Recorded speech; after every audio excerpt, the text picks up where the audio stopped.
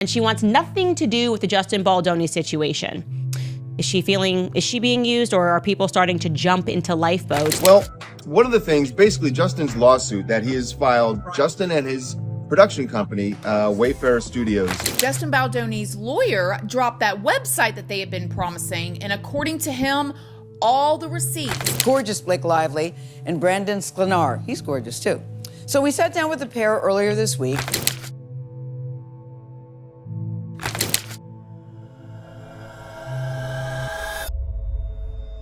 The legal battle between Justin Baldoni and Blake Lively and Ryan Reynolds is heating up, and now a tense meeting in New York City has added even more drama to the mix. With lawsuits piling up, leaked text messages, and prominent Hollywood figures taking sides, it's clear that this case is spiraling into one of the biggest scandals in recent memory. Justin Baldoni, who has been fighting to clear his name, reportedly had a heated confrontation with Blake and Ryan as they attempted to navigate the latest twists in their ongoing legal feud. The stakes couldn't be higher, especially now that Baldoni's legal team is preparing to release Bombshell evidence. And to make matters worse, Taylor Swift has reportedly turned her back on Blake and Ryan, leaving them with even fewer allies as they try to defend themselves. Blake Lively essentially threatened, you could say, Justin Baldoni, calling Taylor Swift and Ryan Reynolds her beautiful little dragon monsters that she sometimes has to use to get what she wants done. Well, I am pleased to report that we have got live footage of one of her dragons. Check this out.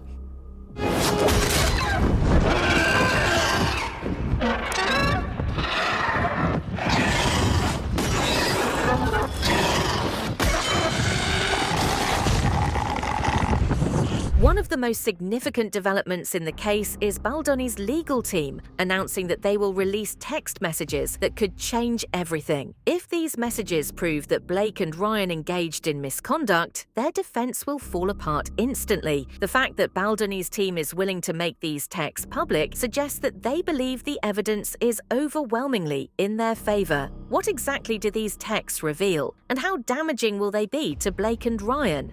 Hey guys, good morning. Well, Justin Baldoni's attorney, Brian Friedman, tells me they're not done taking legal action following their lawsuit against the New York Times, adding that he plans to release even more text messages between the co-stars.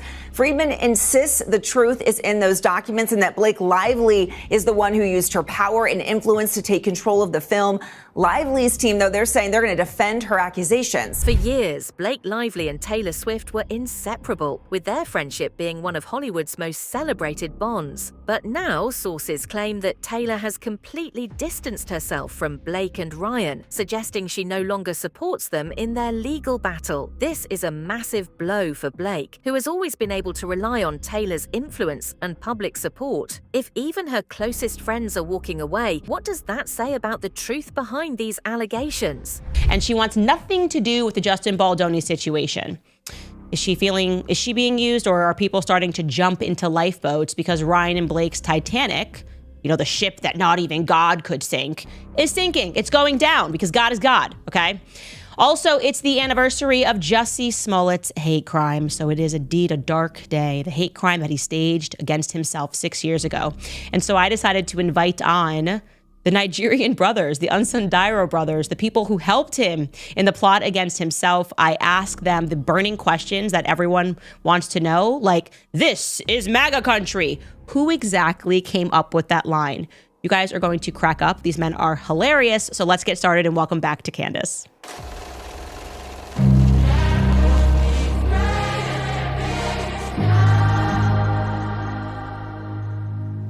Justin Baldoni, in his lawsuit, stipulates that Taylor Swift peer pressured him, and she's not denying that in this article. She's not saying, I didn't speak to him, I said nothing, which I would be like, oh, you just used me as an intimidation tactic in your phone, I had nothing to do with it. She is saying that she then went and heaped praise on Blake Lively's version of the opening scene. That's what his lawsuit states. This is when they were talking about that rooftop scene, okay? So she inserted herself in that. So unless Blake gave her the nudge and said, can you go in there? In which case, Taylor Swift is still responsible for having peer pressured him. Then there's no deniability here. She can't say, I had nothing, I don't know how I got involved in this. You got involved in it because you peer pressured him to make a change that he didn't want to make to his movie. Adding to their legal woes, Baldoni and Wayfarer Studios have officially sued Blake, Ryan, and their publicist. This means that the case isn't just about personal reputations anymore. It now involves serious business dealings and potential career-ending consequences. With major studios now involved, the financial stakes have skyrocketed. If Blake and Ryan lose this case, the damages could cost millions. Well, one of the things, basically Justin's lawsuit that he has filed, Justin and his production company, Wayfarer Studios, have filed this lawsuit against Blake Lively, Ryan Reynolds, and also Blake Lively's publicist, Leslie Sloan, for a whole slew of things. By the way, he wants no less than $400 million. Now, here's how Taylor Swift comes into it. He is not suing Taylor Swift, but I think he understood that mentioning Taylor would get it a lot more attention. So he talks about when they were making the film, before they had started filming, they were talking about the script. And there's a very key scene, if you've seen the movie, where the main characters meet, where Blake Lively and Justin's characters meet on the rooftop. He says that Blake decided to do a rewrite of the scene, and they were having a meeting to discuss that. Blake's version and Justin's version, remember, he's the director. The agreement, Justin says in the lawsuit, the agreement was whichever one tested better, that's the one they would go with. He says his version actually tested significantly better than Blake's version, and yet they ended up going with Blake's version because Blake told Sony, if you don't use my version, I'm not going to promote the film. And so, according to Justin, Sony had to give in, and he's clearly not happy about this. He describes it as having to fire himself off the movie. In another twist, a close friend of Taylor Swift has spoken out about the drama, revealing shocking new details about Blake's alleged actions behind the scenes. This insider claim adds even more credibility to Baldoni's case, suggesting that Blake was far more involved in the scandal than she's letting on. If Taylor's inner circle is now speaking against her, then the public perception of Blake will only get worse. Also, since my last video, Justin Baldoni's lawyer dropped that website that they had been promising, and according to him, all the receipts that Justin needs to win his case is on that website. And Blake Lively has a new lawsuit that's been filed against her. So if you are not all caught up, I have posted 3 other videos so far talking about Blake's initial complaint and then the lawsuit that she filed. We also talked about Justin Baldoni's lawsuit against the New York Times and his personal lawsuit against Blake. And we even talked about how Blake and her team are trying to put a gag order in place. And so if you have not seen those videos, I highly recommend that you go and watch those videos first so you are all caught up before we get into what we're going to talk about today. And we're going to start off with Taylor Swift, y'all, because the drama is drama-ing. If you remember, Justin Baldoni alleges that there was this heated meeting. Blake Lively has always been a powerhouse in Hollywood, known for her ability to navigate the industry with ease. But as this lawsuit continues, it's becoming clear that her influence is slipping away. With more Hollywood stars cutting ties, and now even legal experts weighing in on her potential downfall, she's running out of options. Once seen as untouchable, Blake is now facing the very real possibility of losing everything she's built. Taylor went to Blake's apartment that day. She only went because Taylor told her to and told her at what time to be there. She allegedly said that she had no idea anybody else was going to be there, and she had no idea about a meeting that was going on between them and Justin. The source also went on to say that Justin was just about to leave as Taylor walked in, and then she was introduced to Justin for one and only time she's ever met him. They say that they were told that Taylor only said to Justin how she was excited to see the movie because he was her best friend's boss, which I think is so very interesting, because if her best friend was going through all of this stuff, wouldn't she know about it? She also allegedly believes that Blake timed the meeting between them perfectly, almost like to show off she was best friends with Taylor. or like like a show of power or something. Blake Lively has had a history of rocky relationships in Hollywood, and now even Anna Kendrick has spoken out about her decision to block Blake on Instagram. Could this be another puzzle piece in understanding Blake's behind-the-scenes behavior? If so many people have distanced themselves from her, there must be more to this story. See, this is an entire therapy session. That's good. Get it out.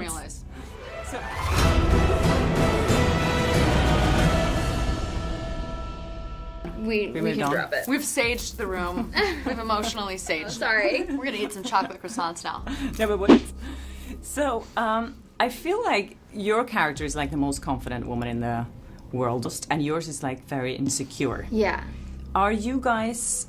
But you guys are like, both of you have this attitude about you that. In real life, it's the other way around, and I constantly have to call Blake and be like, it's okay, you're good at giving interviews, I promise you, people like you, they respect you. A lot of talking. Gotta give her a pep talk. I'm like, we're amazing, we're powerful. It's true. I mean, I'm the reason she gets out of bed in the morning. And Anna's just an egomaniac, as you can see. So, Yeah. I'm so I learned a lot from her. Yeah. But are you good at telling yourself these things? Because I think we are the only person who can tell ourselves. I've sometimes judged her for being so confident, which I think is like not fair, right? Yeah, you're such a bad daughter. Terrible daughter. See, this is an entire therapy session. That's good. Get it out. Realize. So both of you are very active on social media, and there are a lot of people have opinions about you. How do you kind of just like, not let it affect you at all? Everyone's opinion of me is just so positive. I do let it affect me. I do. Because everyone's like, you're great. And I'm like, I know. You're not great. Blocked. Yeah. Do you block people ever?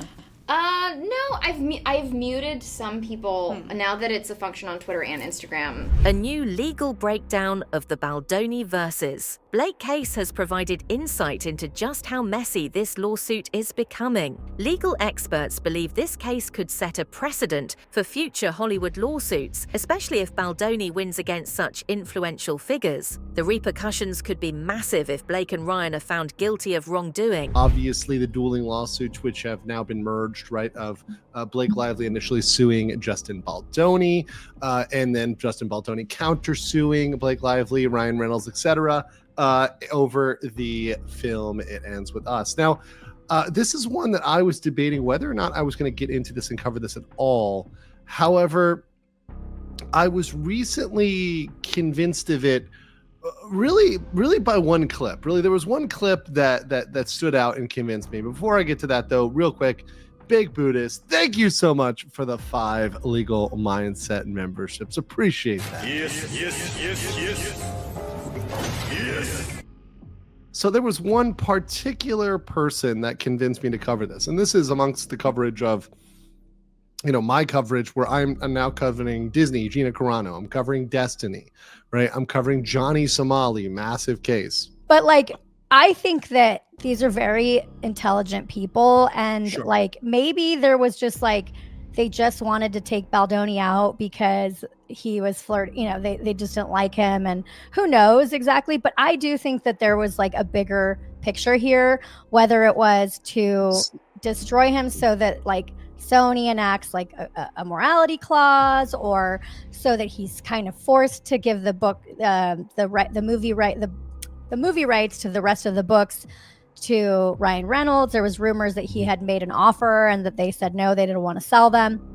And so, one thing do you think Ryan wanted the spot? Do you think Ryan wanted his act? Ryan wanted to be the actor in the job? No, do you think that was it? No, this is what I think. Blake is still trying to push forward with her professional projects despite everything. Her upcoming film, It Ends With Us, is still in the works, but with all the negative press surrounding her, many wonder if the controversy will impact the movie's success. Will audiences still support her, or has this lawsuit damaged her career? Gorgeous Blake Lively and Brandon Sklenar. He's gorgeous too.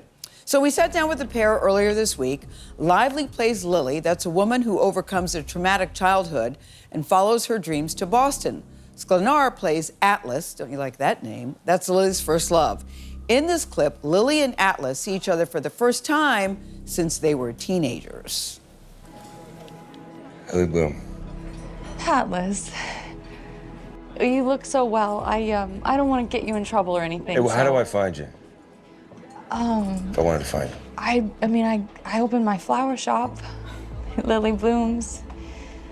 Of course you did. Yeah, over in Back Bay. So, you know, you can look me up sometime. Or... Amidst all the drama, rumours have circulated that Ryan Reynolds had a heated confrontation with Baldoni. However, sources close to Ryan are now denying that this ever happened. But if Ryan tries so hard to deny involvement, does that mean these rumours have some truth? Could it be that Ryan's role in this entire ordeal is bigger than we initially thought? So let's talk a little bit about a story that we broke late yesterday about Ryan Reynolds' role in all of this, because remember, in Justin Baldoni's lawsuit, he says he has never been screamed at or berated the way Ryan Reynolds did when they had that face down.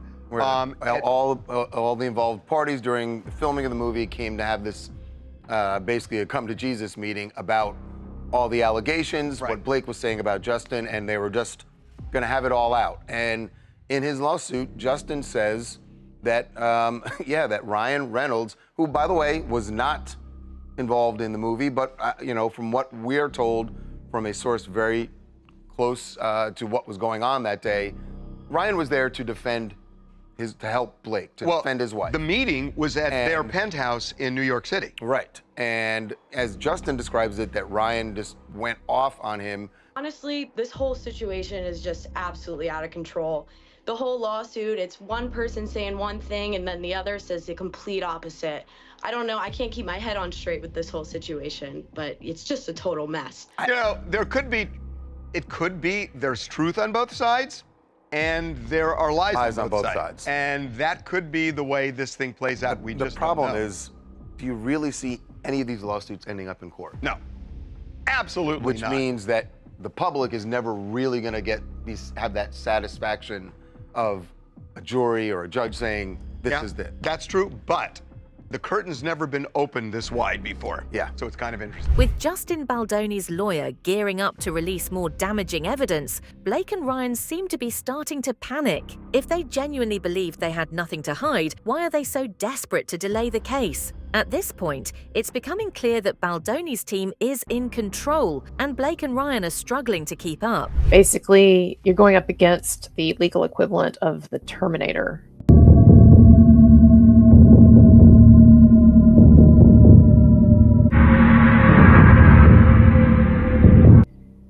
But look, this is part of the legal and PR and psychological pain that comes your way when you do what Blake Lively and Ryan Reynolds have attempted to do to Justin Baldoni and Wayfair and a bunch of people, or what Amber Heard, for instance, attempted to do to Johnny Depp. This is what you open yourself up for. And these people like Blake, they don't think at the beginning because they're just so full of their own anger or outrage. The legal showdown between Justin Baldoni, Blake Lively, and Ryan Reynolds is reaching a boiling point, and with more evidence set to drop soon, it's clear that this battle is far from over. With Baldoni's legal team refusing to back down, and even Hollywood insiders turning against Blake and Ryan, their once flawless reputations are quickly crumbling. I'm actually more interested to see, are there some seeds in here that are going to, some weeds in here that are going to really sprout and are going to cause her eventually some significant PR damage? And Taylor Swift behind the scenes, y'all, she has to be hoping that Blake Lively and Ryan Reynolds come to their senses and try to settle this shit immediately, as fast as possible, because Taylor Swift does not want the kind of coverage that she's been getting from bunch of people, and Owens recently, most notably. She does not want that. And the longer this thing goes on, if there's more that comes out about her, and if through these court proceedings. The question now is, how much more damage will this lawsuit do before it's finally over?